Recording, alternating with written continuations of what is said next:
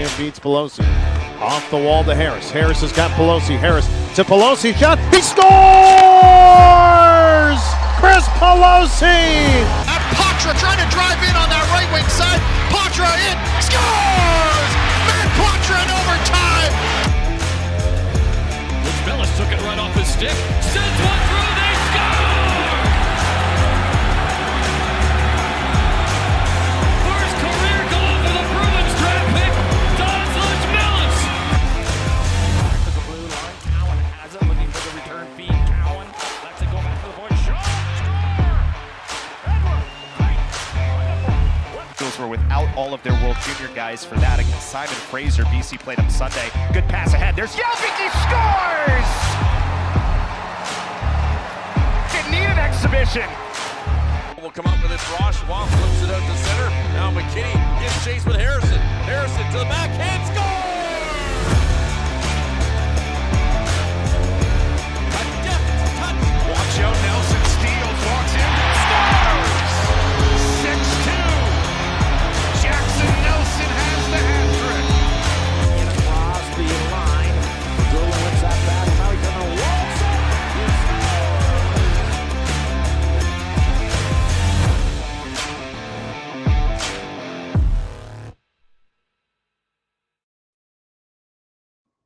Welcome in, folks, for another episode of Dom.Hockey The Podcast. I am your host, Chris Nozick, joined by the one and only Dominic Tiano.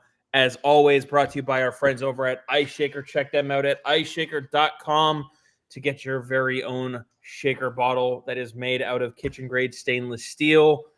Dom, how are you tonight? Doing great, Chris. How about you? I'm doing well. I'm sure some people are glad to see that I'm safe after our argument and dispute yesterday, but we love it. People gotta realize that sometimes we put on a show and we're good friends. I consider you a good friend. We laugh about it. I keep telling you, Chris, we got to create some controversy because it draws attention, right? Oh yeah, absolutely. We had a lot of people Controversy watching, and I think we're for the most part in agreement yesterday. But that's the beauty is what you can disagree with your friends and still be friends. So Yeah, look, if we agreed on absolutely everything, it'd be a pretty boring I think show. we would stick with maybe a 3 count of viewership. So Yeah. So there you go. But before we get on I with I the wouldn't show, say I got mauled, Kevin. We got into it. no. I am waiting for a couple of messages, so hopefully we'll have something before we go off the air tonight regarding Brandon Carlo, Justin Brazil, and Trent Frederick. Yeah, hopefully we can get some news here as Sully drops into the comments, says happy trade deadline week. Same to everybody who's watching. We definitely talked a lot about that on yesterday's show, and we will again this coming Sunday. Hopefully Sweeney gives us a lot to talk about. But in the meantime, today's Prospects Day. Yeah, and we're going to do something interesting. So we've got the amateurs, the guys in college and junior, and then we got the pros, the guys in Providence. We'll do the amateurs first, and then Chris and I will discuss who we think has, since this is trade deadline week, the highest trade value. And then we'll do it with the Providence guys. Yep. And that'll be it'll be an interesting conversation. Yeah. Probably won't see as In the meantime, we got a bunch of highlights to get through from the week that just ended. Yeah, we got 30 of them? 31? Oh, yeah. Something like that. So Yeah, something like that. So first off, congrats to Andre Gassot, who last week was named the Hockey East Co-Player of the Week. Then he had a great game on Friday and then got suspended. So we'll get to that in a bit. But in the meantime, we'll start with poor Casper Nason out of Miami, Ohio. Oh, man. Friday and Saturday, they had two tough games going against Minnesota Duluth, and they actually fared very well. They lost Friday 3-2. Nason didn't register a point, 4 shots on net, 11:57 time on ice.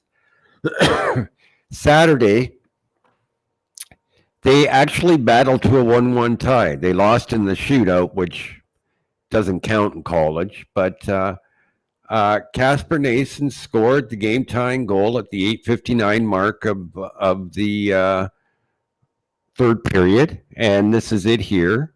Back to the Miami zone. UMD will get a change. All 5 skaters, I think, got off. Now Nason walks in, a shot, he scores! Casper Nason. Well, that didn't play very well. Side, we're tied 1-1. The audio on some of them isn't as quality as it could be, but that's Nason splitting the defense. Perfect shot. put that over the glove side. Yep. Good shot. He can shoot the puck. And then he was the only one of 9 Miami shooters to score in the shootout, and I believe we have that. Get to see his shot again. Yes, I got his shootout one right here. Must score to continue the game for the Red Hawks. Nason slowly in on Guyon. Fires. And that one he went top shelf over the blocker side. So You're seeing a nice little array of his ability to put the puck on net where he wants to. Got the goalie to drop too. It's the team is, after Sunday's game, 3-26-3. Not a lot of offense. We've said it a number of times on this show. Let's hope he hits the transfer portal and gets to a different program for next season. Yeah, absolutely. We'll come back and talk about his trade value after.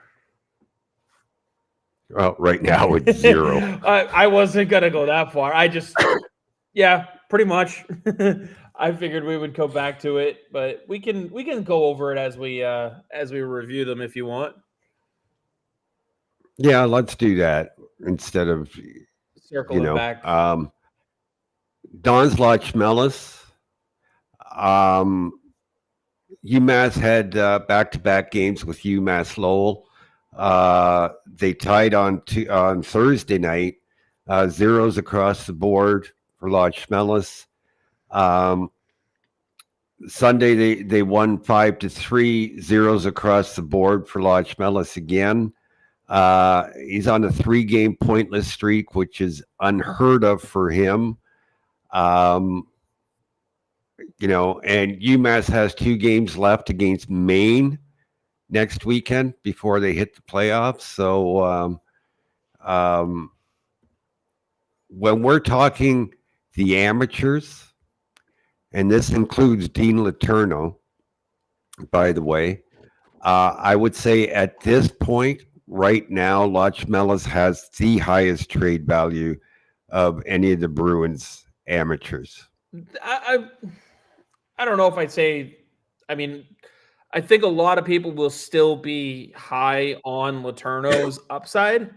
Again, depending on what team you're looking at. If you're looking at a rebuilding team like a Chicago, they probably won't hold him as high as a Lachmelis, who's more readily available to step in and able to. But I think a lot of teams are still going to hold Dean Letourneau as in high regards. But they I'm not saying they're not. I'm just saying Lachmelis right now has the highest, which would make sense. He's ready to come out of college. or could be ready. What do you think? You think he goes back for another year, though? I would like him to turn pro, but I wouldn't be disappointed if he goes back for another year. I mean, team could use help with centers, so with forwards in general. Yeah. So we'll also have to do some diving into the Providence future lineup, if you will, just because there's going to be a lot of work done down there as well. Gotta ice both teams. So, but yeah, definitely. I mean, I could definitely see teams being interested in Loch Mellis, though. Oh yeah, it would add value to a trade package. So, so let's move on to BC. Oscar Yelvik, still out injured. I don't expect him to come back. Friday night they defeated New Hampshire 4-1. They were down 1-0, and then Andre Gassot went to work with a pair of goals. And I believe we have both of those. Yes, I got the first one right here. As you have generously circled him at the kind of the left of the face-off dot in the middle here, about to go into the O zone. We'll let this one play through. And try to use the rush to get in. Perreault comes down, plays it across, they score! Andre Gassot continues his red-hot play. That's points in 6 games in a row. Just playing out on fire lately, Gassot is. Yeah, and then his next one is probably just as impressive. Yeah, this one he starts behind the goal line. Says Lavins is kind of the driver of our team when we're going right offensively. Here's Gassot with some space. Gassot scores!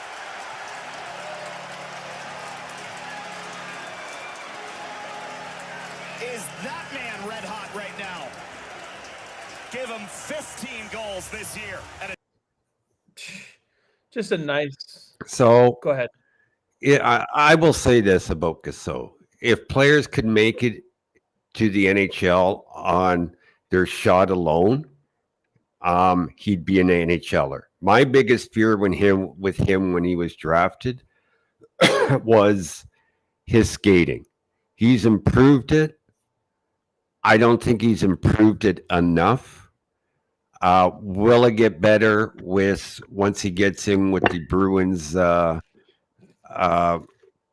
coaches, the skills and development coaches? I don't know, but I don't think he's an NHL skater right now, and he's definitely going to have to put in more work in that. I mean, the guy was a 7th round pick in 2021. He's got 15 goals, 13 assists, 28 points in 32 games this season. Those aren't numbers to scoff at.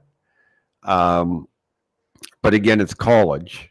And if you look at his first goal, he was trying to find open ice, but the play moved ahead of him that much faster. Yeah, there's a difference between not being a good skater and not being a good enough skater. So if he has all the other attributes, the question is, can his skating keep him around the NHL, or is he going to find himself just an AHL player because he can't get his skating ability that much, to that next level? Yeah, I think that's the only thing that holds him back. But the good news is skating is something that you can work on with coaches. You can improve upon it. And I haven't seen or heard anything about Gassot's work ethic or desire to not improve. So, we'll have to see what he does in off seasons, and, he has to put the work in, but the Bruins are a team that are willing to put that work in with you if you're willing to put it in with them. So, yeah.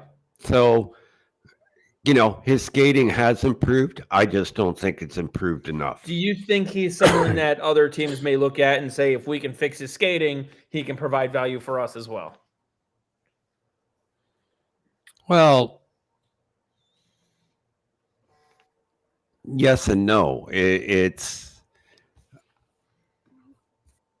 at some point you have to figure, okay, he's had 3 years, and trust me, they have a book on him. They know what he was like in his draft year, and even before his draft year. So they may be looking at it and say, he's had 3-4 years, and there hasn't been a noticeable enough of an improvement that they might just say, hey, can't fix it.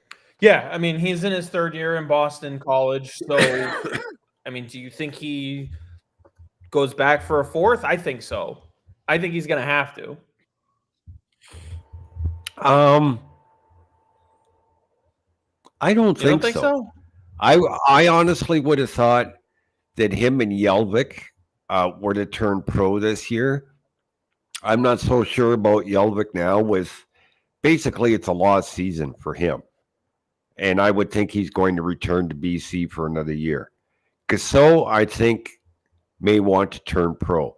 And I don't have a problem with that. Get him with the Bruins coaching staff, the skills coaches, the skating coaches, and see if they can get something out of him. Yeah. I could see him going pro because, I mean, what kid doesn't want to go pro? But at the same time, like, I think a lot of it will depend for this BC team. I think a lot of it will depend on what they're able to do in the NCAA postseason if they're able to win a national championship. If they fall short of a national championship, I can see a bunch of them heading back because it is still a very young team. Yeah. He's, again, as I said, third year, and he knows he's not a finished product. So if he's got a bunch of players who are also returning around him, then he may make that decision to hold off until one more year. I don't know. I think his goal is to turn pro this year. Which I could see that happening. I mean, let's see what he does in the tournament. That could also play a factor because at the end of the day, it's also how do you perform and how do you perform when it matters. So he's been pretty consistent over the last 3 years, just shy of 30 points each season, and he's done it again this year. So so let's move on because we got lots to get through. So that's the game he was ejected from a pretty obvious and I would say nasty slew foot. So he got 5 in the game and then got suspended. So he missed Sunday's game. But at the time he was ejected, 11-14 time on ice, 3 shots on goal, 2 goals. 7 for 11 on the dot, centering the top line. So he's playing with some really, really good players, obviously. Letourneau finished a +1, 12:37. His ice time's going up, 12:37. I really liked him in this game. And then on Saturday, ended in a 1-1 tie. Obviously, Yelvik was out again. And Gasso, Letourneau, looked very, very good. Very, very comfortable. Looked like that he doesn't need to be eased in. Again, played 15-27. The thing is that he played predominantly on the right wing in this game. I can't remember if he even took a face-off. But anyway, he started on the right wing, third line, and played most of the night on the third line. So BC has 1 game left, number 1 ranked team. They play next Saturday against Merrimack. Yeah, Kevin obviously trying to rile us up by saying Dean's a bust, but we know he's more aware than that. And then Mr. Tenkat is joining the chat again. He wants to see the slew foot. Unfortunately, we don't have that. I didn't get it, and I realized afterwards that when it was too late that I should have probably got it. But that's all right. So move on to Jake Schmaltz. Would be next. Yeah, so North Dakota lost on Friday to Western Michigan 5-4. They're ranked 19th in the pairwise, so they've got some work to do to get into the NCAA tournament. They were down 5-3, and then Jake Schmaltz scores a rare goal for him.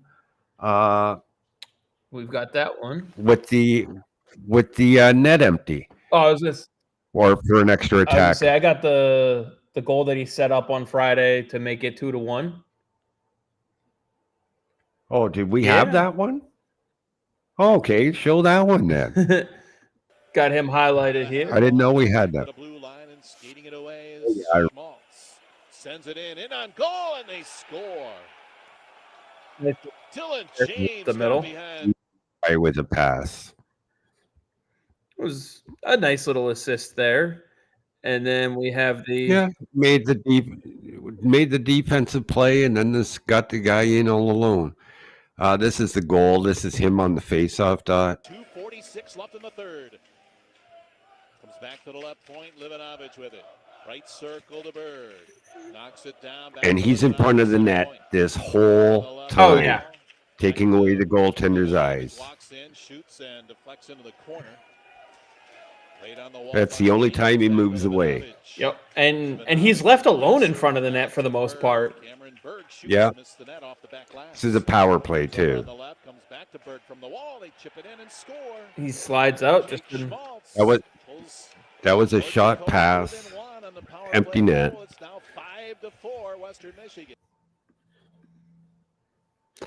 I still don't think he gets a contract. He's a senior. He's done this year. He screams tryout agreement. If that. Well, I'm not even saying from Boston. I'm just saying in general. He screams like he will get a tryout agreement from somebody, and he will continue to have to fight his way up. Whether it starts in the American Hockey League or the ECHL, he's going to have a longer route than just going straight in from college. Yeah. So Saturday they won the rematch 4-3 in overtime. Schmaltz had an assist. It was a long secondary assist. Nothing really. Let's just say he touched the puck, so it was no big deal. Yeah, sometimes we get those.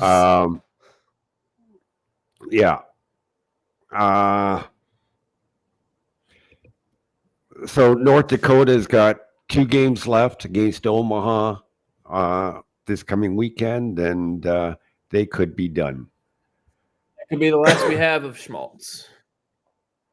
Yeah. So Beckett Hendrickson. I mean, I love this player, man. I don't know if he's ever going to make it, but I love this player. So I think the play-by-play on this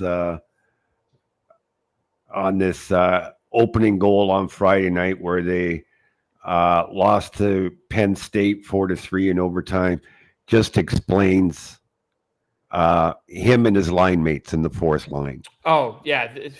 The fact that he's in a fourth line role and is playing the way that he is, though, I'll play the clip out. Hendrickson trying to wreak havoc on the forecheck, did force the turnover. Look at the back check.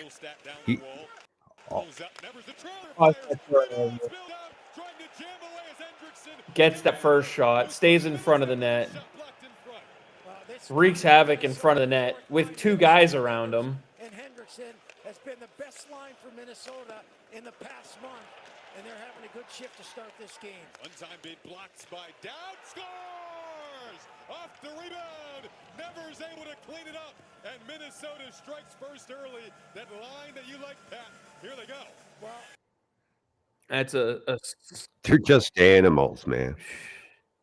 So that's Middlestat and Nevers playing with Hendrickson, and that's them in a nutshell. And that's Hendrickson in a nutshell. He's like 100% energy.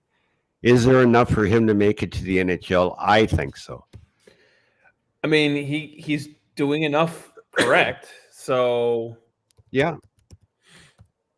I mean, the numbers don't stand out. 3 goals, 9 assists, 12 points in 35 games. He's also a freshman, so like there's still time on him. It's not like they have to make a decision on him right now. Trade value, I don't think anybody would really be all that interested. But anybody coming in as a freshman, most teams are going to want to see a little bit more on them at the NCAA level. They're not just going to be like, we need to have him because he's a freshman, unless you're an elite number one quality draft type player. Or you had eyes on them at the draft and really wanted them, and he got snagged before you could pick. That guy doesn't fall to the fourth round, though. No. Well, I don't know. You have lists and you have guys you target in specific. Look at Elliot Grunwald. The Bruins targeted him. They felt good enough that they traded up to make sure that they could get him. True. Winning around, as you say. Yeah. So Minnesota's got Minnesota's done. They face Notre Dame next weekend in the first round of the Big Ten playoffs. So big game hockey. That's what you want all your prospects doing.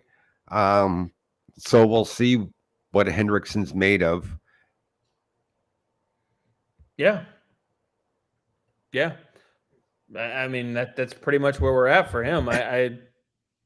You got anything else to add, or? No. All right. No, I really like the player. I like the way he plays. And he's proven that he can play with big time players. Minnesota's a really deep team. They're a good team. And he gets moved up to fill in at times and holds his own. He'll be one to keep an eye on. So, player that I really like, Ty Gallagher, was unfortunately off this weekend. So they finish up their regular season next week, I believe. Yeah, they got two games back to back against Denver, and it's not looking good for them. I think they're ranked in the 20s in the pairwise. So who knows? Yeah, that'll be interesting to see where it goes with him. I do think he goes pro after, and I think the Bruins get him into Providence at this point. And well, Cam's got a question there about his teammate Gleb Beremiev. I know I was going to pull that one up, but he wants to know if there's any news on him from this weekend. So all reports, there's going to be a lot of teams interested in Beremiev. And the Bruins being one of them. And I think once their season is over, that they'll sign Ty Gallagher, and Ty Gallagher will be used as an influencer to try and get Beremiev under contract. I agree. Absolutely. And I think that'll be a great pairing to bring in from that school. Yeah, and I think Beremiev is probably, I would say, one of the top 3 or 4 college free agents that you could nab at this point. Oh, that'd be nice to see him get them. Yeah. So, but moving on to our Quinnipiac duo. Yeah. So after Friday, they lost 4-3 in overtime to Clarkson. They dropped to 15th in the pairwise. I can't remember. Do we have anything from Pelosi? I have the setup that he had from Friday right here. Okay. Which you have him arrowed right here, right in the blue line. It's a quick clip. Sarsland back in behind for Clarkson's Tate Taylor.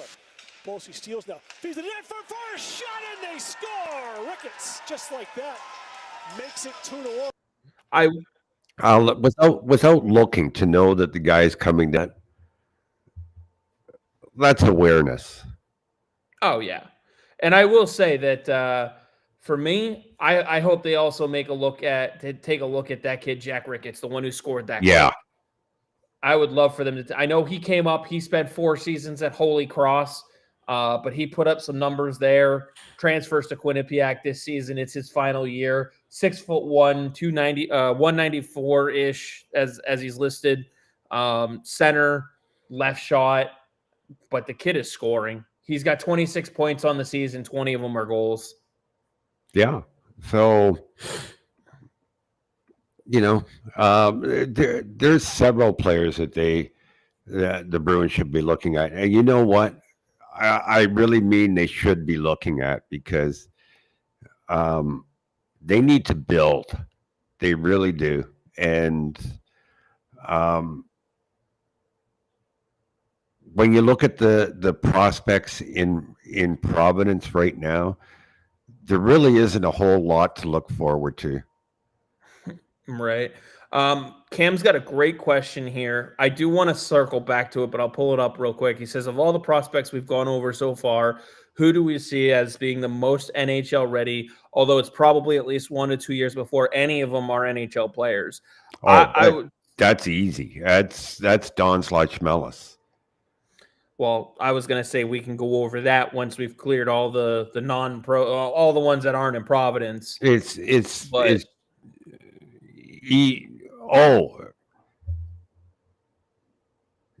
asking of all the prospects we've gone over so far. Doesn't include the Providence guys.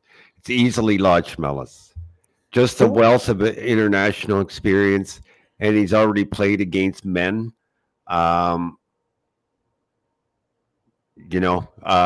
me, he's just watch him when the World Championships begin in May, and he's playing for Latvia, and he's going up against men. Just watch this kid. I think he's easily the most NHL ready. I think he, because of that international experience, is number one. Who would you put second, though? Of the guys we covered so far, I'm curious to see who you'd put second.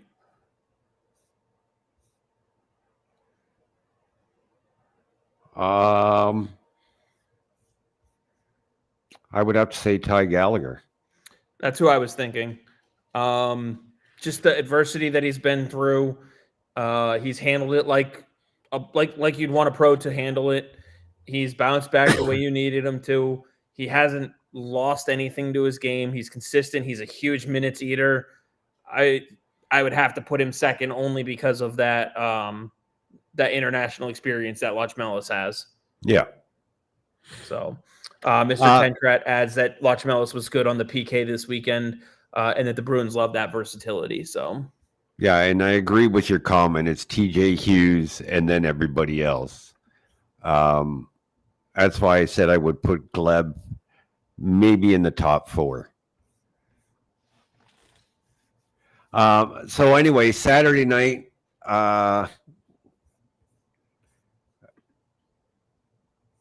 zeros across the board for Pelosi and Grongwold again, but they did capture for the 5th consecutive year the ECAC regular season championship, actually co-winners. They were tied. So they've earned themselves a bye for next weekend, and they will play the winner of the Brown-Princeton first round matchup, and that'll go March 14th to 16th. So congrats to the two boys. Get to play some big games. I just want to touch on Grongwold really quick because he just turned 19 back in February, so less than a month ago. So as an 18-year-old in his 18-year-old season, as a freshman, is playing over 20 minutes a night. Yeah. And the Bruins weren't wrong in moving up to grab this guy in the draft. Yeah, I think a lot of people will be impressed with him as they continue to watch his development. Mr. Tancred adds just keep Ty away from Pandolfo. Yeah. So moving on to Ryan Walsh and Cornell. They lost 4-1 to St. Louis on Friday. And that knocked them down to 26 in the pairwise with one game remaining, which came Saturday.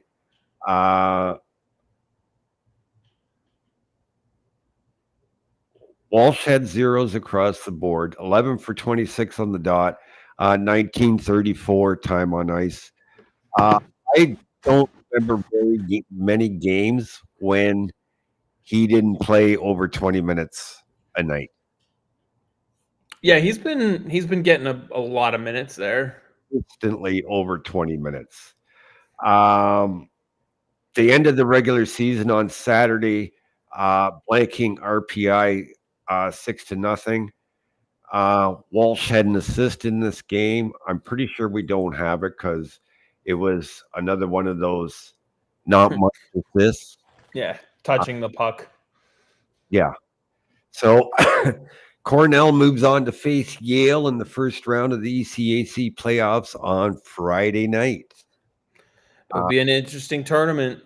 Yeah. So Mason Langenbrunner, real quick before we get to another one of your favorites, defeated Yale 4-3 in overtime on Friday. They improved to 11-15-2. Too bad for them. Langenbrunner, one shot on net, 20-53 time on ice.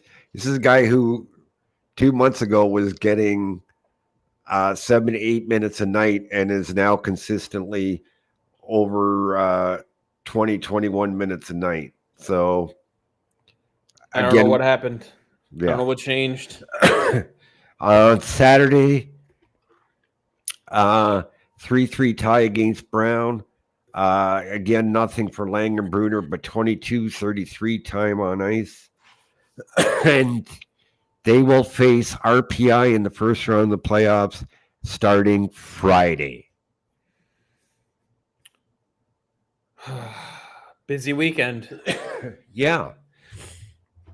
So I'm not going to break down all of Muhlenberg's games, but I did clip one highlight because I'm not sure why I wanted to show this play. What was it from? Friday night, Chris?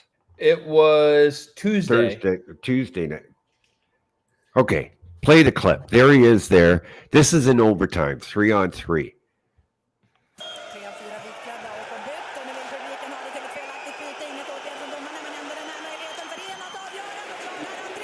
About joining the rush, saw they weren't going to get the puck, comes back.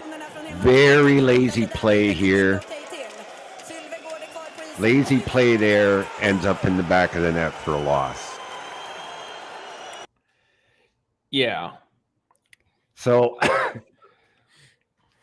can you play it again, Chris? Yeah. I'll play it without the audio so we can talk over it this time. Especially since So I'll tell you where to stop it.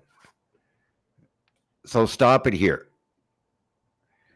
The Muhlenberg, I know, would attack right there. Attack the player. He's a good enough skater that he would have got on top of that guy. Okay. Instead, we see him circle back here. Yeah. Now stop it here. The Muhlenberg I know would have put that guy through the boards. I was expecting that, honestly. When I was watching through this and I saw this come up, I was like, he's got to put him in the boards. And then instead, he just cuts back. He barely barely touches him. And then weak there, and then in the back of the net. What was his injury again? Wasn't it his knee or lower body? It was. I'm not allowed to say exactly what it was, but it was a lower body injury. That I couldn't remember what it was termed as, but it just looks like he doesn't have confidence in his lower half there. That's why I was thinking it was a knee. He looks way, way off, way off, and it's too bad because last summer he was invited to Team Sweden's camp for the World Championships. He was one of the final cuts. if he had played this entire season, he missed 34 games. So it's a 52 game regular season.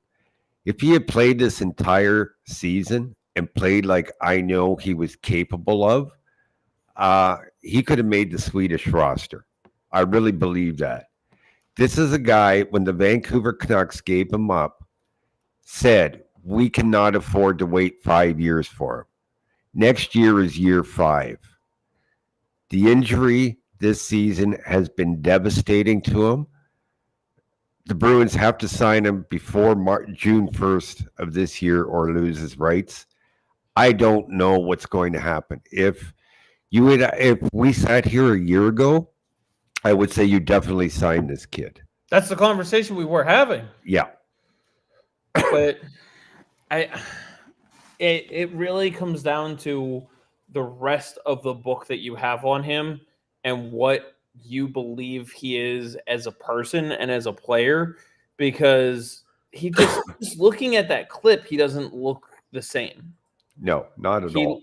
And I can't tell if it's a timing thing that he's just trying to work back from the injury. Like you said, he missed 30 plus games. Or is it a confidence thing? Is it still physical that maybe he's back a little earlier than he should have been? Like, I don't know. That's the thing, Cam. Yeah, he was awesome at Dev Camp, was a standout. The problem is you don't have another development camp before you have to sign him. You have to sign him. What was it you said? June 1st. June 1st. So you really have to want him, and it's going to cost you money to get him over here. That's the other thing. If it were me, I would take the risk. I would. He was at the time the Bruins traded for him, ranked as Vancouver's 3rd best prospect.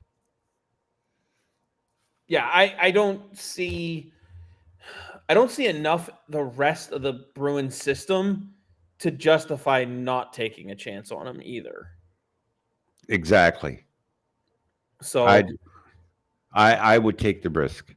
No brainer for me. Kevin says that I'd sign him for a year and see what happens. Mr. Tancred agrees it's worth the risk. So yeah, you can't. His entry-level contract would be for 2 years, so you've got to sign him for a minimum of 2. But I'd give him the 2 because, next year is going to be a year, let's say he's in Providence, where he's getting acclimated to the American Hockey League. He's getting acclimated to, the United States overall, and really kind of finding a new baseline. And then the second year is where you're really going to see, okay, where was he last year? How much did he get back to his game this year? Yeah, the other thing you got to remember is he turns 21 next month. Right. That's what I mean. You take the 2 years, you see what you can get out of him, maybe hit that reset button. And missing 30 plus games is also tough mentally. So let him reset mentally. I mean, some of this too looks like it's just he knows his team's up for relegation. Like, really? I came back for this? Yeah. Okay. Not the greatest character, but he's a 21-year-old kid. Like, you got to be a little bit weary of that. So I do think there's minimal trade value there, if any at all. But I would look to bring him on. But all right, let's move on to Loke Johansson. I was gonna say, I know he's one of your favorites. So best in the East versus best in the West. Moncton versus Drummondville. Moncton won 4-1. They're on fire. 6 straight win, and in those 6 wins, outscoring opponents 31-8. So good old Loke set up the game's opening goal, never looked back. We have this. Yeah, this is the one on Friday. He will fire it in. It's going to roll wide to Guimont. Dylan Gill going into the corner. Good reverse to Johansson behind the net. Back to Dylan Gill. Gill up the right side. Lead pass. Lounsbury cutting in the backhander. Right on, they score! Bumped it on the board. Audio's not always the best on some of these. Sorry about that for those listening. Yeah. So good for Loke. Then on Saturday, they were down 3-0, and Loke got them started with setting up the first 2 goals. The second one shorthanded. I think we have both of these, Chris. I just have the second one. I got the 2-3, and then the next one after that. So On the brakes on the wall. Smith back to the blue line. Across the paint. Gill, a shot. Save in front. Glendu, rebound. They score. Lounsbury. Cats are back in it. He loves it when they score. Great pressure by Moncton to start the period. And then I do have one more from that game. It was the next one here. The shorthanded goal. Yeah. You've got him circled right here up against the near board. Here come 3 Wildcats. Oh, and Johansson didn't get it. Breakaway, Julius Sup. They score! Short-handed Soup.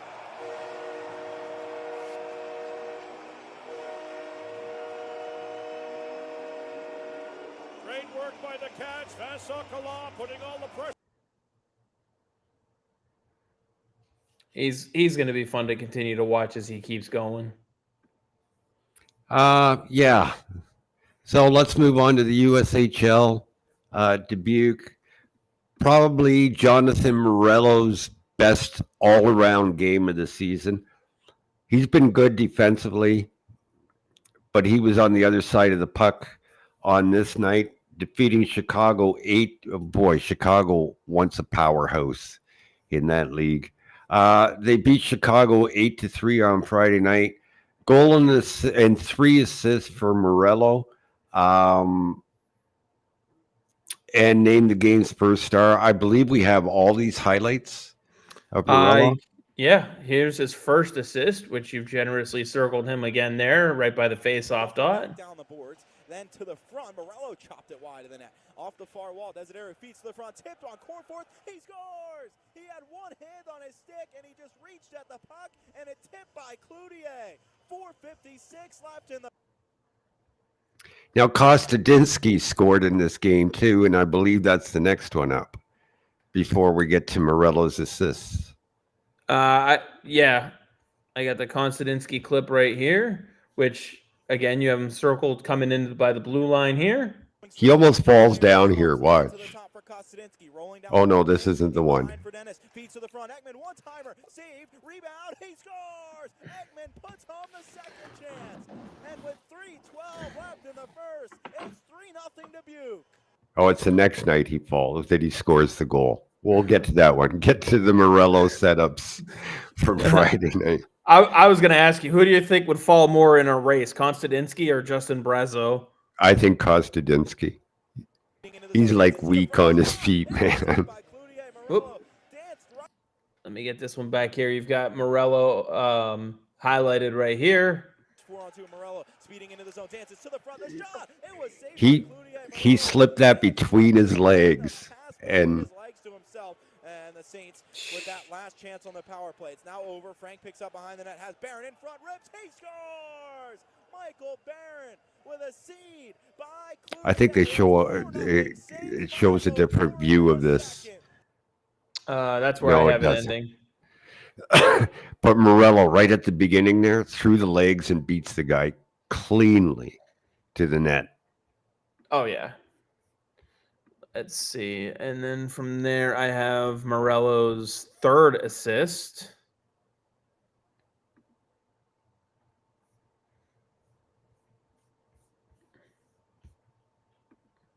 You have him arrowed again here. Morello tried to tip it on. It's Frank who picks up the backhand. He scores! Colin Frank in his 100th USHL game with a nifty move in close, and it's 7-2 Dubuque. 5:16 into the third. They bounce back after the 2 goals against, and Frank's 8th of the season has the Saints back up by 5.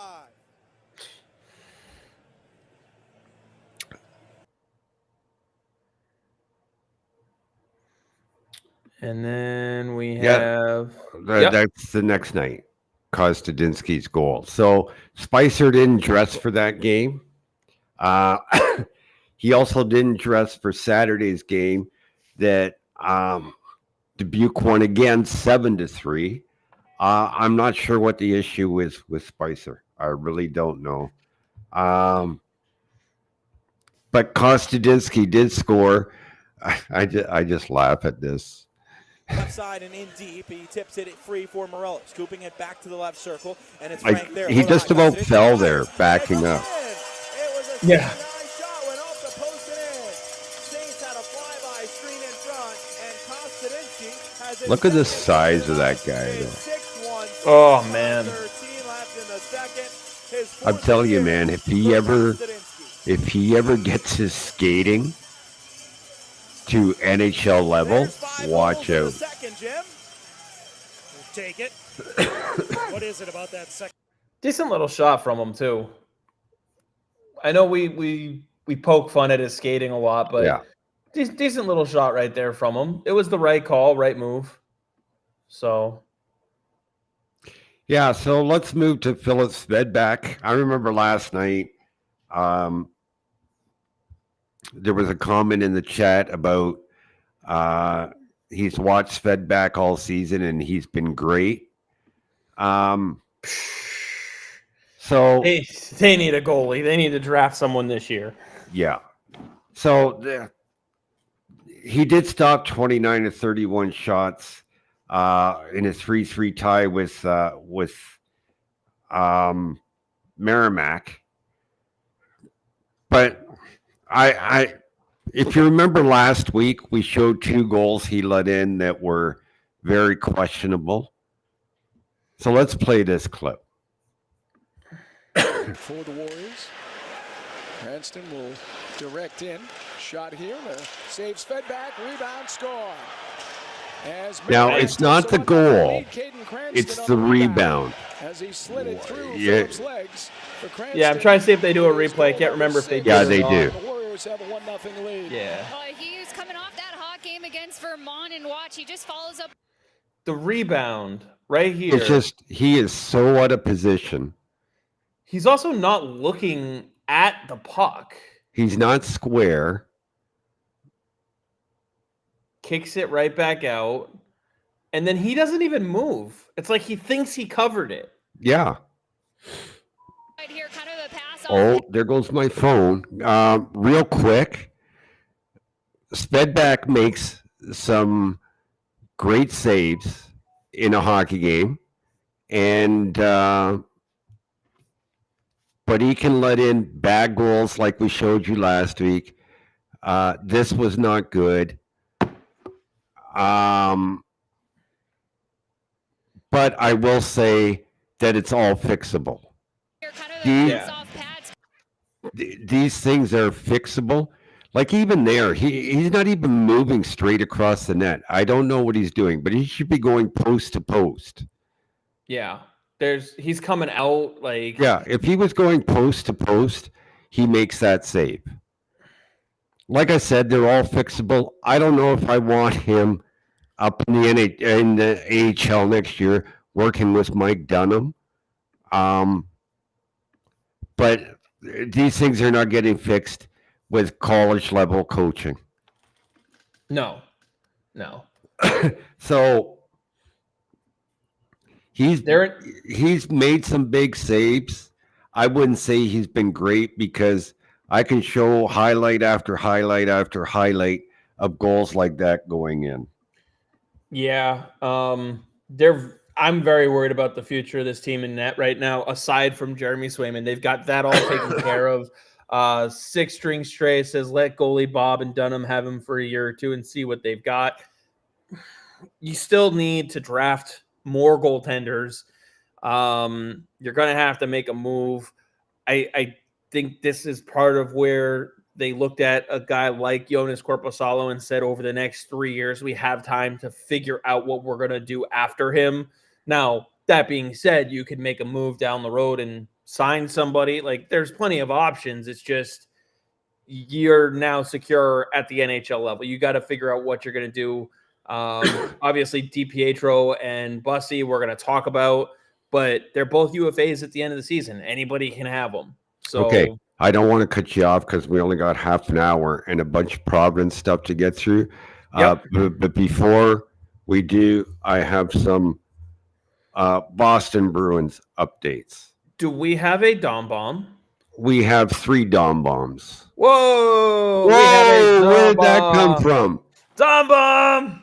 Okay, I can tell you that St. Louis, the St. Louis Blues, regarding Trent Frederick, will not be dealing for him unless there's a guarantee of an extension. Okay. They'd rather wait until the offseason and because they think they'll win any bids. That's number one. Number two, there is a Western Conference team that has expressed a tiny bit of interest in Justin Brazeau.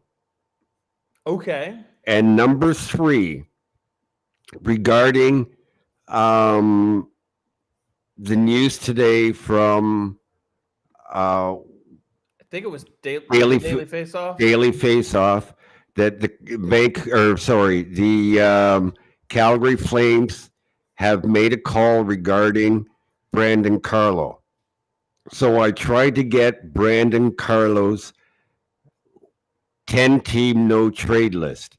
And I can tell you that his no-trade, 10-team no-trade clicked in this year, and it is not written into his contract. In other words, Don Sweeney approaches Brandon Carlo today, tomorrow, yesterday, whenever, and says, I need your 10-team no-trade list. So he probably already has it. If he's asked him for it. Carlo doesn't have to submit it until he's asked for it. Okay? Now, Carlo could say, hey, okay, rumors of Calgary, no, I'm putting them on my list. I don't want to go there. Could. So, absolutely. There we go. Interesting. And of course, American players tend to not have or tend to leave Canadian teams on their no trade list for a while. So it could just also be that a phone call was made. We'd like Brandon Carlo. Well, sorry, we don't want to move him, and that's it. Or because we'll ask him, and Carlo says, "I'm not interested." Yep. Yeah. So Mr. Tankrat says so he can make the list up now. Yes. He has to make it as soon as they ask for it. Basically. As soon as they ask him for it. Interesting. So the way it works usually is when a contract involves a no trade, the player's no trade list is submitted then, and then it's written in, okay, you can change it every year on July 1st, for example. If the no trade clause clicks in after so let's say he signed as an RFA, he's not entitled to a no trade until he reaches UFA years. Right, Jeremy Swayman is a great example of that. So that's when his contract, when they would be asking him for his no trade list. Because let's say Jeremy Swayman, okay, why would you ask him, or why would he have to submit a no trade list now as opposed 2 years from now when things might change in both his life and in terms of hockey? Right? Yeah. So it depends on how it's worded in the contract on when the player has to submit their note. Think of Ottawa and Dodonov, wasn't it? Yep. Where he was going to Vegas. And Ottawa never forwarded the no trade list to Vegas. Yep. That was costly. Yeah. And just because he has the no trade list doesn't mean he won't get moved either. So, No. you take someone like Elias Lindholm, for instance. If he has a change of heart of how he feels being in Boston and they go to him and he says, I'm willing to waive my no trade, he's movable if another team wants to take him on, and then you work out the deal. But just because someone has the no trade doesn't mean they can't move. So a lot of times when you ask a player to waive their no trade, they feel unwanted, and then they waive. Like, there are ways to force a player to waive. Yeah, and then there's ways for players to force the team to make the move, like Seth just did. So anyway. Let's move on to Providence real quick because we got a bunch to we got not really a bunch, but we got some to go over. So Wednesday night, they defeated Bridgeport 5-1. Who scored the first goal? Let me think. I'm thinking back. Patrick Brown, Yes, our favorite player, makes it 1-0. Yep, Let her rip.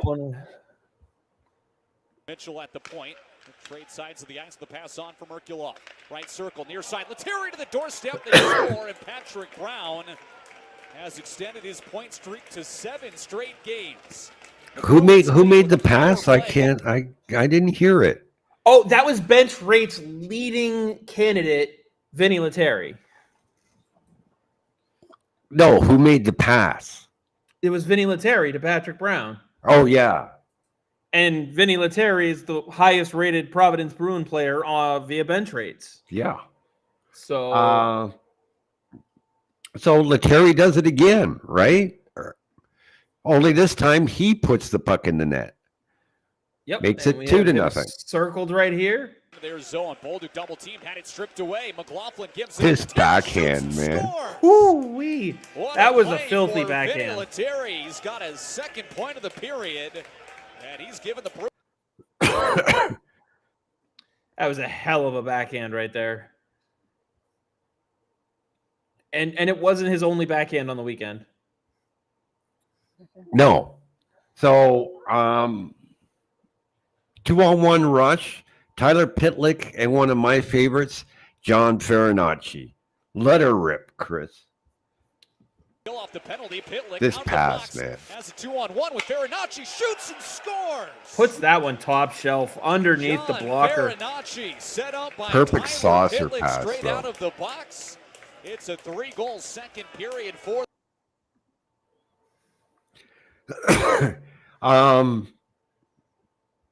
So our favorite Providence Bruin player, Patrick Brown, makes it 4-0.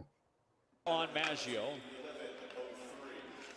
Right circle, shot, tough angle, and it's into the back of the net from Merkulov. It's a 4-0 Bruins lead. Actually, it is Brown. It was Brown's goal. In that one, yeah. Yeah. He got a stick on it and redirected it. Both goals fighting in front of the net. Six String says right here, Brown is a great guy in Providence that never needs to be seen in Boston. He plays a role, a bigger, better role down in Providence. And he knows his role. But he does have a purpose for coming up. All right. And he knows what his purpose is in coming up. And Brown is a guy that you really want to keep around for the young kids down in Providence. He has a role and he knows it. So, you know who else has a similar role? Tyler the guy with Pitlick. the next goal. Tyler Pitlick. Pitlick makes a move, takes it through center, sets up Viel, and down the left side, centers, they score. And he's there on an AHL contract. 16 goals, 17 assists, 33 points in 43 games. Is fourth in scoring for Providence. And above Fabian Lysell. Yes, and also in on that goal was Jeffrey Viel, who we saw get called up over the weekend. Again, someone who can play a physical game, but offers a scoring touch. Is it the greatest touch in the world? No, he's got 8 goals and 18 assists down in Providence this year, but when you need a fourth-line guy, he can give you a little something. So, yeah. So, the Oliver Wahlstrom era begins. Saturday makes it 1-0. Here comes Loof out of the box, back to 5-on-4. And a shot scores! Oliver Wahlstrom in his debut! The Bruins score on the power play and break the ice. First goal of the year in Providence. I think some time in the American Hockey League is really going to help him and his confidence. Yeah. You know, I don't think he's ever going to see the NHL again. That's a different conversation. I don't know. I mean, he has to really play for it, but anyway. So after then that, Riley Tufte makes it 2-0. Step here, he's got Tufte in front of him. Trying to hold on side. Brown, Tufte with a tip. Scores! Riley Tufte in tight on the doorstep. Makes it 2-0 Providence. I love this play-by-play guy. Bowled over as a result. He's down. he does a great job. Yeah, so by the way, this game was against Springfield. They lost 4-3 in overtime. So Springfield ties it 2-2, and then Tufte again puts Providence ahead one more time. Saves for the man they call Z in the 4-1-3. Tufte tries to come in alone. Scores! Riley Tufte, 22 seconds into the third, gets his second of the night. What a way to start the final frame. Riley Tufte gets goal number 17. Can you do it again, Chris? Yeah. Like, why can't this guy do it at the NHL level? Oh, no, but look. Come in alone. Scores! Riley Tufte, 22 seconds into the third, gets his second of the night. What a way to start the final frame. It's a hell of a goal for him, too. Yeah. So Springfield ties it, then wins it in overtime. Then on Sunday, on Teddy Bear Toss night, they defeated Hartford 5-2. Max Jones got the goal. They got the Teddy Bears flying. Another guy who can't do it in the NHL level yet. Oh, what a sight! The Bears are out tonight! 1-0 Bruins thanks to the 13th goal of the year for Max Jones. Look at all the Bears. Yeah, why couldn't they give this guy, this play-by-play guy, the Boston job? I don't know. He would have been fun though. Yeah. Anyway, they fall behind 2-1, and then Lettieri scores to tie it up. One to the far side. Turned over, backhand, score! Vinny Lettieri on the backhand again. And just like gets him that, again. Seemingly out of nowhere, the Bruins have tied it at 2. And then Fabian Lysell with the game winner. Before you play it, Chris.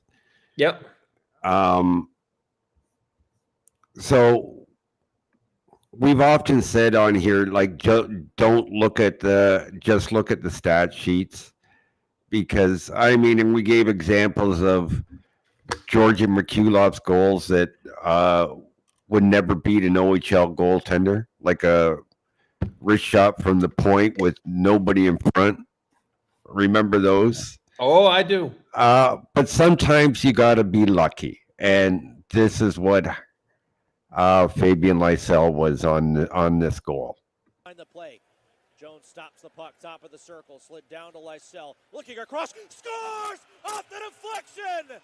He's just trying to pass that off the defenseman sliding. I'll play it again. Slid down to Lysell. Looking across, scores! Right off the defenseman who just goes down for the block. Yeah. So, this is why you can't just look at the stat sheet and say, Merkulov's got 13 goals. The assists are one thing, the goals are another. So we could show you half a dozen of them, and they would never beat an NHL goaltender. Anyway, they potted. Mr. agrees with you on the play-by-play, by the way. Yeah, should, because I'm right once in a while.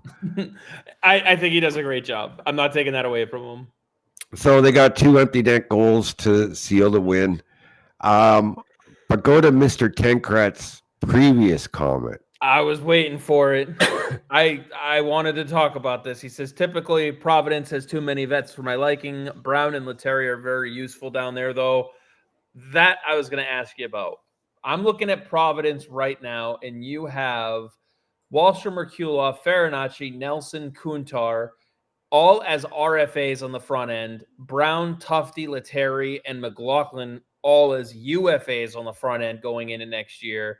And then you have Mitchell and Bavaro as RFAs and Callahan as a UFA on the back end, and no goaltenders under contract for next year. You got a lot of work to do on Providence next year. Yeah. I mean, in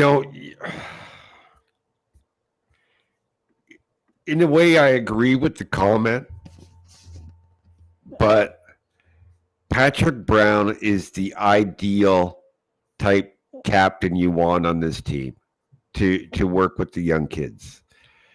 They're homegrown talent or young guys they signed as free agents, whatever. Jackson Nelson getting next to I don't think he's played in half the games, right? Let me pull up there. So Jackson Edward, 7th round pick. You want to know what he's got. He's played 30 of 52 games or whatever they've played. Something like that, yeah. So he's just over half.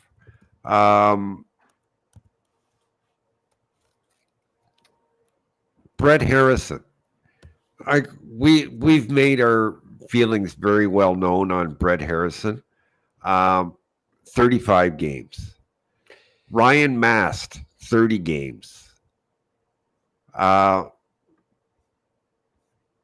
Mason Millman, young guy, but only on an AHL contract, 39 games. Now, mind you, he got called up after starting with May Mariners. Frederic Brunet, you got to give them credit here. He's played in every game. Yeah, he is. No, he hasn't. He's missed 2 because Sweezy's played in 54. Oh, okay. Sweezy's played in 54. Brown and Brunet have played in 52. Viel, 51. And then Farinacci in 50. Everybody else is a little lower than that. But Merkulov, 47. Some of them are close. Okay, so Drew Bavaro, you signed him as a free agent out of college last year, I believe. He's only in 24 games. But he's 24 years old. Shouldn't he be playing more to see what you have in him? You would think so. So to a degree, I'm with Mr. Tenkrat on the too many vets. Yeah. I understand that, Providence is a development team in a developmental league, but they're also there to win. The Boston Bruins do not own the Providence Bruins. So why do you have Tyler Pitlick playing? Nothing against the guy because he's got 16 goals, 17 points, or 17 assists in 43 games. But why is he getting ice time over Riley Durant or Trevor Kuntar, the guys you're supposed to be developing? I don't know. Well, I think some of it is maybe their play. I mean, Kuntar has not had he didn't have a very good season this year. He's taken a lot of stupid penalties. I think he's got to rein it in a little bit. Now, benching him is a way of sending a message because he's a young player who's 23. You can get him back on his RFA deal next year. Sure, there's still time to there's some development purposes for that benching, but you really have to figure out what you've got in Drew Bavaro is a great example. Why isn't he playing? I mean, unless they know what they think of him, and I mean, even then, you've already got Ian Mitchell, Ryan Mast, and Billy Sweezy. So, like, what are you doing? Well, there's another one. Okay, let me ask you this. Jordan Osterley was supposed to be to the defense in Providence what Patrick Brown is to the forwards. Yes. And together, they'd bring along the younger guys. Nobody could foresee the injury to Hampus Lindholm and Osterley getting called up. You can't predict those things are going to happen. Right.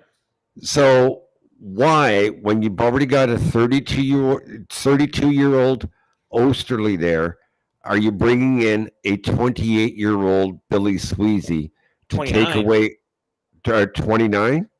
A 29-year-old. Why are you bringing in a 29-year-old Billy Sweezy to take ice time away from a 21-year-old Frederic Brunet or a 23-year-old Mason Millman or a 20-year-old Jackson Edward or even a 24-year-old Mike Callahan or a 21-year-old Ryan Mast or a 24-year-old Drew Bavaro? Why are you doing that? The only thing, and I'm not saying this on Sweezy specifically, I think this fits more of what you have with Max Jones. You bring him in thinking he can offer something and be that Patrick Brown type, which is what Osterley was supposed to be. Yeah. And then it just doesn't work. So like Jones, and now Wahlstrom to a degree, like I would not mind watching them or seeing them offer sheet Wahlstrom and have him be in Providence next year. I wouldn't mind that because he went in the first round for a reason. There's some talent there. Has he shown it this year? No, he clearly hasn't. He hasn't shown it in some time, Chris. But he's still only 24. So if you bring him back next year, I'm not saying you do a 3-year deal with the kid. I'm saying if you do a 1 year, see where he's at with a full year in Providence, okay, fine. Then you can move on from him. You didn't pay anything to get him other than what his salary is. So I also won't cry if they let him walk either. I'm not, you know what I mean? Oliver Wahlstrom is not going to make or break the offseason for the Boston Bruins. If he does, then they got major problems. So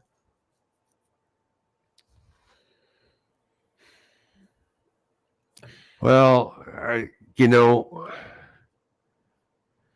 part of me wishes that the Jacobs actually own the Providence team.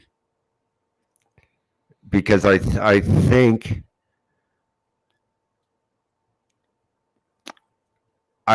that fans and the Jacobs would be more willing to accept losing if they were developing more of their younger players. Yeah, it's certainly an interesting dynamic that they don't own the team. And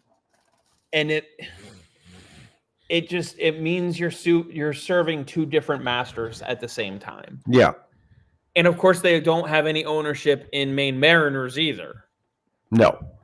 So now you're serving three masters trying to develop your NHL team. Yeah, and I don't really look at Maine as just to take the overflow from Providence, if there is one. Yeah, but it wouldn't hurt if they had ownership down the board.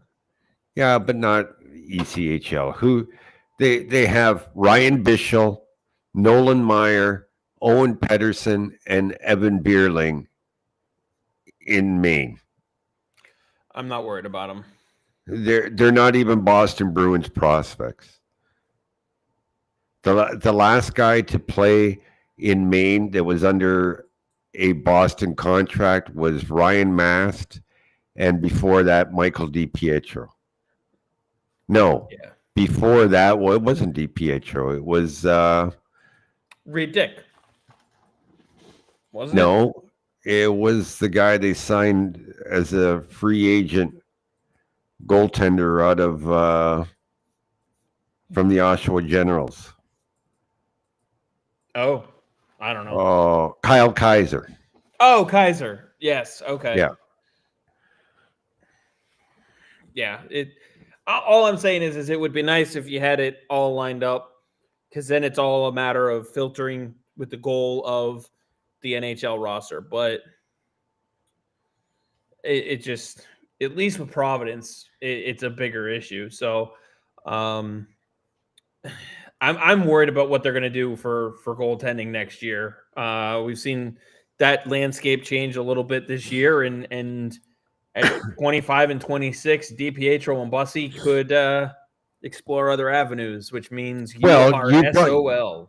You brought it up last night. They're going to look at Boston roster and say, there's no opening here for me. Yeah. So if they get an offer from another team, they might jump at it. Then where does that leave you? You have Ryan Bischel on an AHL contract, 1 year, so that expires at the end of this season. You have a Nolan Meyer on an AHL contract that expires at the end of this season. And now you've got no goaltenders. What you have is Philip Svedback, and that's it. Do you think there's... Go ahead. The guy, I want them. I'll put it right here in the chat. Then we can put it up so everybody can see the spelling. Albin Boyu. Did I spell it right? Hold on. I'm wondering if they've had a good enough assessment of Bussy and DiPietro, and they look at them both and they go AHL at best. Yeah, but you need AHL goalies. Oh, I know. You need AHL goalies to be able to call up to the NHL in case of an injury, right? Oh, I agree. All I'm saying is if maybe there's a reason why they're far apart on a contract where DiPietro is saying, I want NHL opportunities, and they're saying that's not where we see you, so we'll just part ways at the end of the season, and then now they're going to figure out a way to be stuck holding the bag down in Providence next year. So the only way you can get them to stick around and deter other teams from grabbing them on waivers at the beginning of the season next year is to give them a one-way deal. Yeah. Okay. Michael, we'll give you the same 1 year, $775,000 contract, but we'll make it a one-way deal. You make the same amount of money whether you're in the NHL or the American Hockey League. Yeah, most teams aren't going to want to take that money on. No. It would get him to stick around. The question, though, is if he's offered that contract, I don't want to say the one-way part, but, if a team like, I don't know, Columbus, for instance, says, hey, here's an opportunity to play behind Merzlikins, and you have a legitimate shot at the number 2 role, do you take the chance or take the money? So Mr. Tankred says they're going to end up losing more guys so vets can play. It's also way less attractive for college free agents when they know there's no slots for them even on the AHL team. I know I've heard that when it comes to not just college, but players in general. Are they going to shy away from the Boston Bruins because of, a lack of development in players and that sort of thing? Do you have any worry about that because of how they've done their Providence system? Or do you think maybe they're just looking at some of these guys like a Ryan Mast, like a Jackson Edwards, and saying, next year is the year you're going to get, we want you to learn this year and then play more after. Here's a couple games as a handful so you know what it's like, and then take that into year 2. The Bruins take their time with their prospects. They really do. Matthew Patra and Mason Lohrei are exceptions to the rule. Oh, absolutely. But I'll tell you what. College players, believe it or not, they're cocky. And I could say, as an example, Christian Fitzgerald, University of Wisconsin, center left winger, looks at himself and says, you know what? I'm a better player than Jackson Nelson. I'm a better player than Trevor Kuntar. I'm a better player than Mark McLaughlin.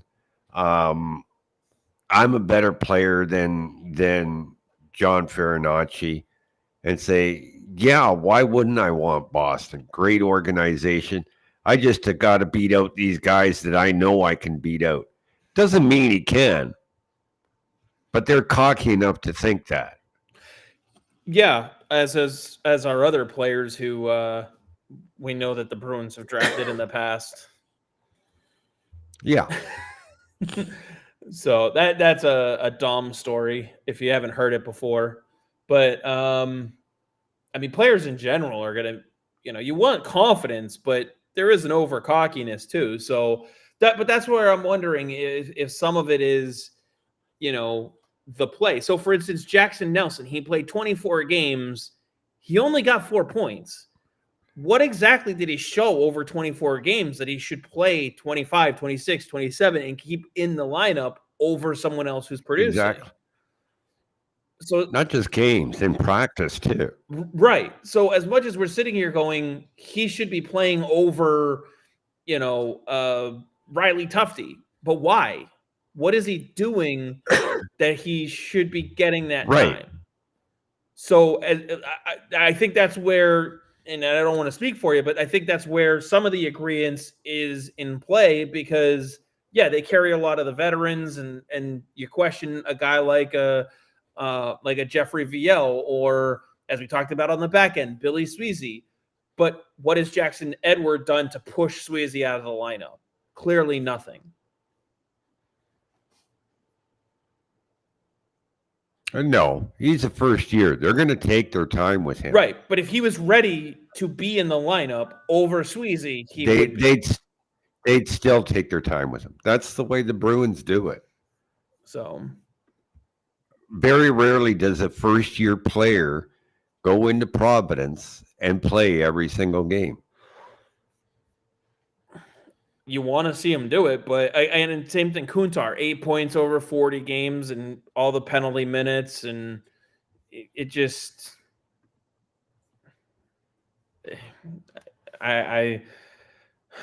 they've got a lot of work to do down in Providence going into next year. When they got a lot of work to do on both rosters. Chris. Fair enough. When did Evan Gould officially take over as general manager of Providence? Last year. So this is his second season. Yeah. Okay. So he's probably also still learning a little bit of that part of the job, if we're being honest with ourselves. He's got room for improvement. But at the same time, he's got them competing in the American Hockey League. He's got them, what are they, second, if I remember correctly, in the Atlantic Division down there? So I believe they dropped to third. I could be wrong. Haven't looked. But either way, they're in a playoff spot. They're going to be competitive, and they'll have a shot at the Calder. Let's see where they go. Yes, that was the Jesse Gabriel story. Yeah, 6 string stray ass about it. I wasn't I don't like to tell Dom's stories for him. I know you've mentioned it a little bit before, though. So I will never ever forget that one, man. Never. I was afraid to open my mouth because his arms were like my legs, right? And I better say the right thing here before he punches me in the mouth. Well, it's that is an all-timer that I love. As is the one where who was it that blocked you on Twitter? Which OHL team was it? No, Windsor Spitfires. Yeah, you piss anybody else off on Twitter lately? Did I not? Did we not tell everybody how I pissed off the Dubuque Fighting Saints? I don't know. I'm sure I've heard the story, but well, it's just like a couple weeks ago. I know. They didn't block me on Twitter, so I wanted to get Jonathan Morello on for a show, right? So I reached out to their media guy and waited a week, never got a response from him. So then I put out a tweet on Twitter saying I 3 times I reached out to him. So the third time I emailed him back, my email simply said, "Thanks for the response." And I put out a tweet that said that they were the worst media people that I have come across in all my years in dealing with in hockey, because they never responded. Within 5 minutes of putting out the tweet, I got a response from them. Yeah, no. Yeah. Well, they were upset because I put that out on Twitter. Maybe if you answered your email. Yeah. It's like I got a response 5 minutes after I put out the tweet. And they go, no, we're not making him available at this time. Man. Pissing people off left and right in media, Dom. You know what? I always get what I want, so I'll get him in the off season when I don't have to go through the media or through the team for permission. Well, hopefully we can get him. Hopefully we can get a handful of other guys too, because this is going to be an interesting off season. Mr. Tankrat says, "Fair. I like to see playing through failure rather than rotting watching games, but I'm also a Boston Bruins fan, not a P Bruins fan, so I'm biased." Got to be fan. Should be a little bit of a fan of both there. One feeds to the other. And Cam says that you certainly represent the Bruins well. I do. Apparently, I didn't know you were a representative of the Boston Bruins, so. Now, when I pull shit like that off, let's be fair. You pissed off the Bruins too. I don't know if you were here. What was it? Maybe a month ago, Chris? No, more than that. When I pissed off the Bruins as well. Yeah, I was going to say, you pissed them off too. Twice within a week. So they put out a tweet about their prospects. Yes, I remember this. This is the team writing about their own prospects.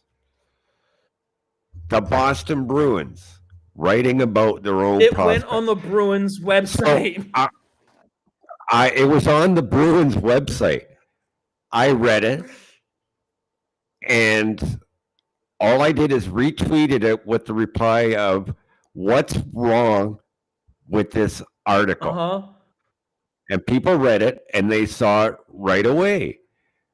And they started commenting about it, and not very good comments, because their comments aren't your fault. They included they wrote about Reed Dick, who is no longer their prospect. They didn't sign him; they lost him. So I got a message back from the Bruins asking me politely, I will say it was politely, that if I ever see that again, not to make it public and to notify them so that they could correct the mistake. Okay. 2 nights later, they tweeted out the lineup. I forget what game it was. And they had Charlie Coyle playing second line right wing and Charlie Coyle playing third line center. Yes. And I responded to it again saying something about, Charlie Coyle's playing twice tonight.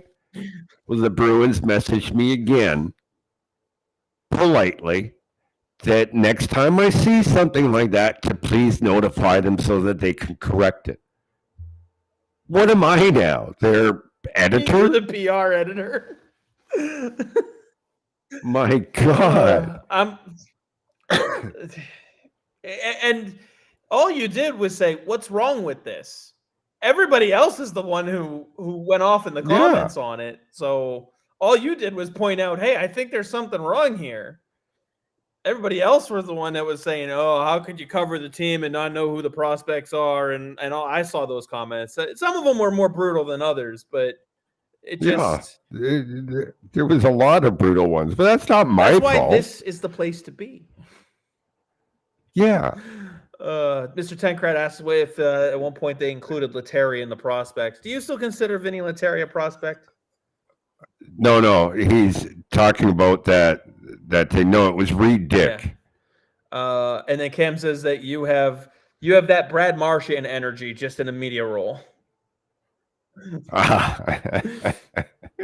Yeah, I wish I made his money. Right. Well, just once. Yeah, right. Just for 1 year. I'll take it. Yeah, just one year. I'll pay the taxes too out of it. Oh, I'll pay the taxes and the agent fees and everything. Yeah, I'll still take what's left over. So, anyways, with that, we're a little after the 8 o'clock hour. We didn't have as hard out as we did yesterday, but Dom, any final thoughts to round out this episode of Dom.Hockey the podcast? Yeah. So trade deadline's coming.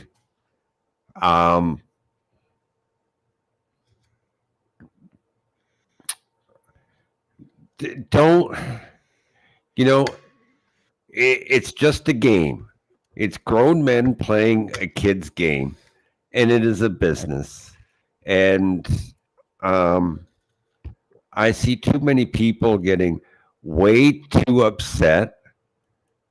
Like literally people getting way too. This isn't Vancouver and rioting like in 2011 or anything like that. But people take it way too personally and way too seriously for the amount of anger I see. You know what? Just be happy, see what happens, and let it play out. I'm sure they have reasons for doing what they're doing.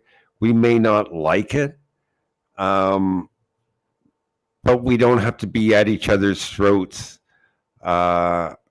saying how stupid they are and that, I've seen some nasty name calling of Don Sweeney and Cam Neely, and I've seen fans calling other fans names, some pretty nasty names, because they just don't agree. Just remember, in the end, it's just a game and it's entertainment, and it's not life. It's not your life. It's not my life. And if it shouldn't affect some people to the extent that it's affecting them, trust me, there's much more important things in life. Yeah, that just tells me there's more things that they have than they want to admit bothering them in some other aspect of their life, and they're just letting this be the end all be all reaction. So, yeah.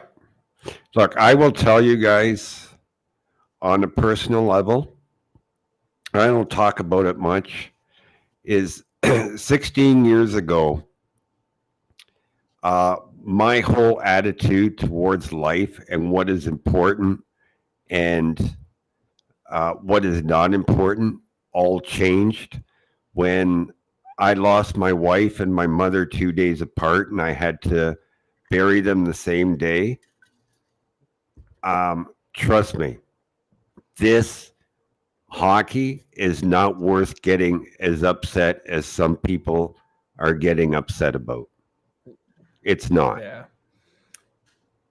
Mr. Tancred adds, Boston fans, Dom, we're miserable when they're winning. We're more miserable. Yeah, that's true. Miserable when they're winning, insufferable when they're losing. Yeah, I remember miserable fans when they won the cup. Right. They were pissed because they couldn't complain about the team. Yeah. Anyways, everything that you just said, I have to agree with. And I will say, as much as we're preparing people for it, Matthew Poitras will get sent down before the trade deadline so that he qualifies to play in the Calder Cup playoffs. Don't lose your mind. He's going to come right back up. It's just going to be a paper transaction. I mean, they made 3 of them today. That's it. And the only reason why I know they're paper transactions is because the team didn't announce the moves. Well, not only that, they probably want the ability to call them up on an emergency recall for Thursday. Fair. It just an option. Yeah, because we don't know whether or not Frederick will be able to play. Probably not. Same thing, Marchand, again, probably not. But, it gives them the opportunity to do that. And, I mean, we'll dive more into emergency recall and all that stuff during the summer and kind of go through some of those educational points. But who's teaching us? You. I'll bring the questions. You bring the answers. Okay.